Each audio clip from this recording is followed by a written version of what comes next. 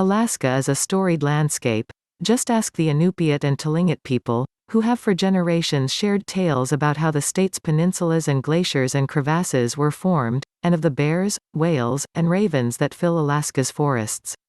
For thousands of years, people have traversed Alaska, transfixed by its swaths of ice, dramatic peaks, turquoise rivers, and dense woods.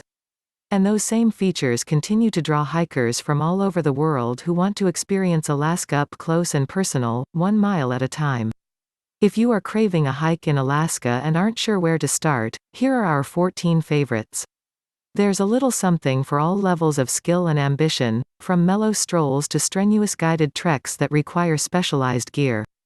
Chilkat Trail. The Chilkat Trail, the epic trek undertaken by over 30,000 Gold Rush stampeders in 1897–8, is sometimes known as the last great adventure, or the meanest 33 miles in America. Its appeal is legendary and, consequently, more than 3,000 people spend 3 to 5 days following the historic route between Daya, Alaska, and Bennett, British Columbia, Canada, every summer. The trail crosses the U.S.-Canadian border, takes in numerous climate zones, and traverses terrain etched with the discarded remnants of one of the 19th century's most incredible journeys. For contemporary hikers, it's a chance to connect with the past, emulate erstwhile struggles, and relive an adventure that played out in an age before motor cars and the internet made everything so damned easy. The trailhead is at Daya, 9 miles northwest of Skagway, site of a once rambunctious gold rush town that came and went in the space of just 6 years, 1897 to 1903. The hike ends at Lake Bennett in BC, Canada, which has a good campground, a railway station and an unusual wooden church dating from 1898. A special hikers train, using the historic White Pass and Yukon Route Railroad, leaves from Lake Bennett for Skagway 4 times a week, 3:15 p.m. on Tuesday, Wednesday and Thursday, and 2:15 p.m. on Saturday. Experiencing the Chilkat and returning on the train is probably the ultimate Alaska trek, combining great scenery, a historical site and an incredible sense of adventure. Before starting the trail, all hikers must call in at the Trail Center in Skagway to obtain backpacking permits, adult, child $55 per 27.45. Check out trail conditions and watch a bear safety video. Parks Canada allows only 50 hikers per day on the trail and holds only 8 permits to be handed out each day at the Trail Center. It is definitely wise to reserve your permits, $11.70 per reservation, in advance through Parks Canada if you intend walking mid-July to mid-August. Don't forget your passport. For transport to the Daya trailhead, call the reliable Ann Moore at Chilkat Trail Daya Transport. The Kenai River Trail. A half-mile down this trail are wonderful views of the Kenai River Canyon. There are really 2 trailheads. The main, upper trail starts at mile 0.6 of Skilak Lake Road, and the other at mile 2.3. Turnagain Arm Trail. This mellow 11-mile hike begins at Potter Trailhead, mile 115. Originally used by Alaska natives, the trail, with a mountain goat's view of Turnagain Arm, can also be accessed at points along the way: McHugh Creek, mile 112, Rainbow, mile 108, and Windy, mile 107. Iditarod National Historic Trail. The National Historic Iditarod Trail is a 24-mile trek used by gold miners and sled dog teams until 1918, when the Alaska Railroad was finished. It's a 2 to 3 day hike through superb mountain scenery to Girdwood, where it's known as the Crow Pass Trail, and is the region's best backpack adventure. Pitch a tent at Rapids Camp or Echo Bend, mile 3, or rent one of 2 yurts, $65 per night, close by. For a shorter outing, you can turn around at the Perch, a very large rock in the middle of Wonderland, then backtrack to the Dew Mound Trail at Echo Bend and loop back to the Nature Center, making this a scenic 8-mile trip. Reed Lakes Trail. 2 alpine lakes, waterfalls, glaciers and towering granite walls. The 7 to 9 mile Reed Lakes Trail is one of the most gorgeous hikes in the region, and worth the climb. Once you reach Upper Reed Lake, continue 1 mile to Bomber Glacier, where the ruin of a B-29 bomber lies in memorial to 6 men who perished in a 1957 crash. Near mile 14 of Hatcher Pass Road, a road to Archangel Valley splits off from Fishhook Willow Road and leads to the Reed Lakes Trailhead, a wide road. If you've got a 4WD, you can, theoretically, drive the first 3 miles of the Craigie Creek Trail, posted along the Fishhook Willow Road just west of Hatcher Pass. It's better, however, to walk the gently climbing old road up a valley and past several abandoned mining operations to the head of the creek. It then becomes a very steep trail for 3 miles to Dogsled Pass, where you can access several wilderness trails into the Talkeetna Mountains. Lost Lake Trail. This challenging 7-mile trail to an alpine lake is one of the most scenic hikes the Kenai Peninsula has to offer in midsummer. The trailhead is in Lost Lake Subdivision, at mile 5.3 of the Seward Wee. Clemens Memorial Cabin is 4.5 miles up the trail, book way ahead. It has amazing views of Resurrection Bay and is also a good winter destination.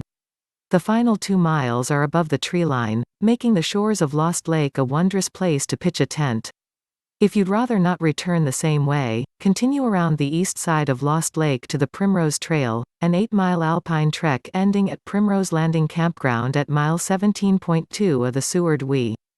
Plan on 7 to 10 hours for the round trip to Lost Lake, and bring a camp stove, as wood is hard to come by. Exit Glacier Guides gives you the chance to tread upon Seward's backyard glacier. Its 6-hour ice hiking trip costs $130 per person, gears you up with crampons and ropes, ascends partway up the Harding Icefield Trail and then heads out onto the glacier for crevasse exploration and interpretive glaciology. Exit Glacier Guides also offers helicopter tours, hiking tours and a historic downtown tour as well as overnight journeys. Henny Ridge Trail. Cordova's most popular trail, as it incorporates multiple ecosystems and is only 5 miles from town, is this fairly easy 3.7-mile, one-way, route beginning by a bridge near the end of the Whitshed Road. The first stretch winds around Reedy Hartney Bay, followed by a mellow 2-mile climb to the treeline through forests and wildflowers, and, in rainy weather, lots of mud. Rubber boots are recommended. It's another steep mile up to the ridge, where you'll enjoy a gorgeous view. Resurrection River Trail. This 16-mile trail accesses a 72-mile trail system connecting Seward and Hope. The continuous trail is broken only by the Sterling Wee and provides a wonderful wilderness adventure through streams, rivers, lakes, wooded lowlands and alpine areas. It's difficult and expensive to maintain, so expect to encounter natural hassles such as downed trees, boggy patches and washed-out sections. Resurrection River Cabin is 7 miles from the trailhead, and cannot be reserved. The southern trailhead is at mile 8 of Exit Glacier Road. The northern trailhead joins the Russian Lakes Trail 5 miles from Cooper Lake or 16 miles from the Russian River Campground off the Sterling Wee. The hike from the Seward Wee to the Sterling Wee is a 40-mile trip, including Exit Glacier. Ugadega Bay Trail on the southeast side of Unalaska. This pleasant hike is 2.2 miles one way along an ancient portage route. More recently, the U.S. military ran communications lines from Unalaska all the way to Seattle, and you'll see remnants of them in eroded spots. Seal hunters were using the portage as late as the 1960s. Termination point. This 5-mile loop starts at the end of Menashka Bay Road and branches into several trails near Termination Point, a spectacular peninsula that juts out into narrow strait. Most hiking is done in a lush Sitka spruce forest. If you're nervous about your navigational skills, simply hike the coastal half of the loop and then backtrack. Denali Discovery hikes. In most national parks in North America, hikers are constantly reminded to stay on marked trails in order to prevent soil erosion, deter damage to flora and fauna, and minimize the risk of getting lost. But Alaska, being Alaska, operates a little differently. Since most national parks in the state don't have an extensive network of marked trails, visitors are actively encouraged to get off the beaten track and explore the backcountry on their own. Hiking without a signposted trail can be an intimidating experience to the average city dweller, especially if you're sharing the domain with bears, moose and various other unseen fauna, not to mention mosquitoes.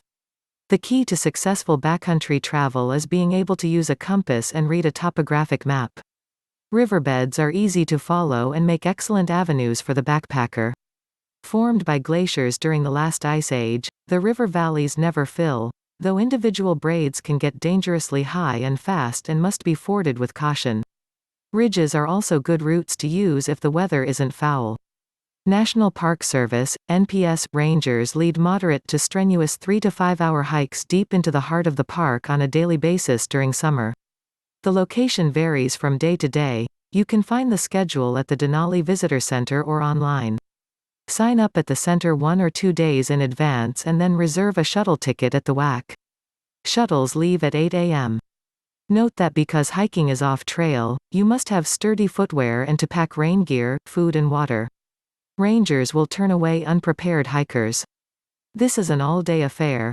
The bus ride to the hiking departure point can take up to 4 hours, to hike for 3 to 5 hours, and then a similar length bus ride back to the park entrance.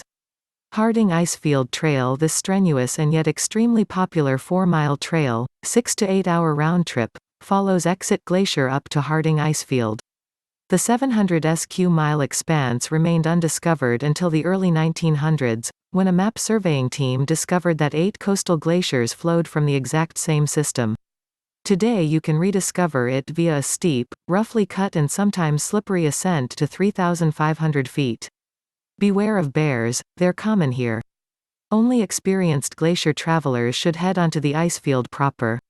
The trek is well worth it for those with the stamina, as it provides spectacular views of not only the icefield but Exit Glacier and the valley below. The upper section of the route is snow-covered for much of the year. Bring a jacket and watch for ice bridges above creeks. Camping up here is a great idea, but the free, tiny public-use cabin at the top is for emergencies only. Perseverance Trail. The Perseverance Trail, off Basin Road, is Juneau's most popular. The trail is a path into Juneau's mining history and also provides access to 2 other popular treks, Mount Juneau Trail and Granite Creek Trail. Together the routes can be combined into a rugged 10-hour walk for hardy hikers, or an overnight excursion into the mountains surrounding Alaska's capital city. To reach Perseverance Trail, head north out of town on Basin Road, a dirt road that curves away from the city into the mountains as it follows Gold Creek. The trailhead is at the road's end, at the parking lot for Last Chance Mining Museum. The trail leads into Silverbow Basin, an old mining area that still has many hidden and unmarked adits and mine shafts. Be safe and stay on the trail. From the Perseverance Trail, you can pick up Granite Creek Trail and follow it to the creek's headwaters basin, a beautiful spot to spend the night. From there, you can reach Mount Juneau by climbing the ridge and staying left of Mount Olds, the huge rocky mountain. Once atop Mount Juneau, you can complete the loop by descending along the Mount Juneau Trail, which joins Perseverance Trail a mile from its beginning. The hike to the 3,576 feet peak of Mount Juneau along the ridge from Granite Creek is an easier but longer trek than the ascent from the Mount Juneau Trail. The alpine sections of the ridge are serene, and on a clear summer day you'll have outstanding views. From the trailhead for the Perseverance Trail to the upper basin of Granite Creek is 3.3 miles one way. Then it's another 3 miles along the ridge to reach Mount Juneau.